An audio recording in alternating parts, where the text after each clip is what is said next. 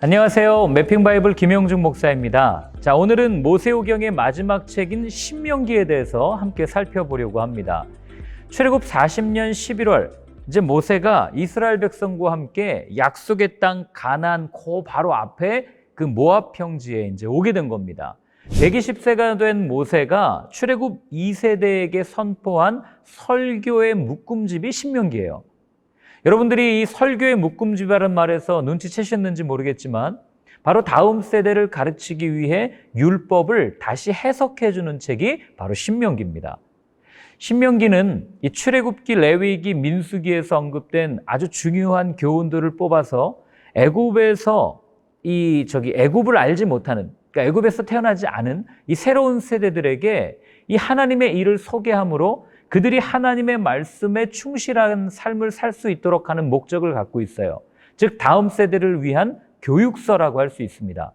그렇기 때문에 이 들으라 이스라엘, 쉐마 이스라엘이 이 신명기의 핵심 단어라고 할 수도 있는 겁니다. 이 보는 관점에 따라 모세의 잔소리라고 해석할 수도 있어요. 이 신명기에 기록된 사건들은 이스라엘이 이 약속의 땅 가나안으로 들어가기 바로 직전에 일어난 일이거든요. 그러니까 모세는 이 현재의 중요성을 강조하기 위해 어디서부터 시작하냐면 과거의 사건으로부터 시작을 합니다. 옛말에 역사를 모르는 사람은 미래를 가질 수 없다고 하지 않았어요? 이 과거를 비추어 봄으로써 오늘 우리가 어떤 자세를 취해야 할 것인가를 선택하게 하기 위함이었던 거죠. 광야의 역사는 이스라엘의 역사가 아닌 하나님께서 인도하시는 하나님의 여정이었기 때문에 그것을 쭉 들려주면서 순종할 거냐 불순종할 거냐 이걸 선택하라고 하는 거죠. 우리가 이 신명기를 읽으면서 꼭 생각해 봐야 될 한 가지 주제가 무엇이냐면 이 출애굽기도 그랬죠. 레위기도 그랬어요. 민수기도 그랬습니다. 이 율법을 왜 주셨는가 하는 점이에요. 왜 주셨을까요? 이스라엘 백성을 꽉 묶어서 하나님의 손바닥 안에 두기 위해서 주셨을까요? 아닙니다. 사랑했기 때문에 주신 거예요. 그래서 신명기에는요, 이 사랑, 인애라는 의미의 헤세드라는 단어가 24번 나옵니다. 즉 신명기라는 책은 다음 세대를 향한 하나님의 사랑의 속삭임인 거죠. 신명기의 원래 이름은 히브리어로는 데바림, 이것이 그 말씀들이다. 그리고 헬라어로는 이 데우테로노미논, 이 두 번째 율법 이런 뜻이에요. 그런데 이게 두 번째 율법이라고 해서 40년 전 시내산에서 받은 말씀, 그것과 다른 또 다른 율법, 이걸 말하는 게 아니라 처음 받은 그 말씀을 해석, 요약하면서 재차 말씀해주고 있는 기록이다 이런 뜻이고요. 이 신명기는 대부분의 학자들은 모세가 기록했다는 거에 동의를 합니다.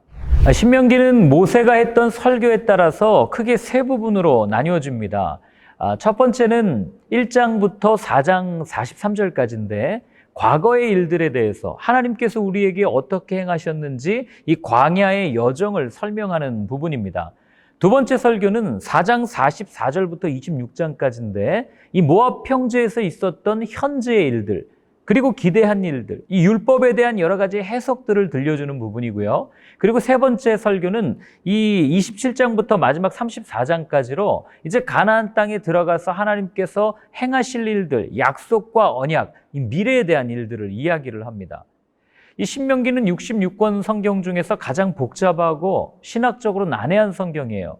그래서 신명기는 이 출애굽기, 레위기, 민수기 요 율법과의 연관성 속에서 이해해야 되고 읽을 수 있어야 되는 거죠.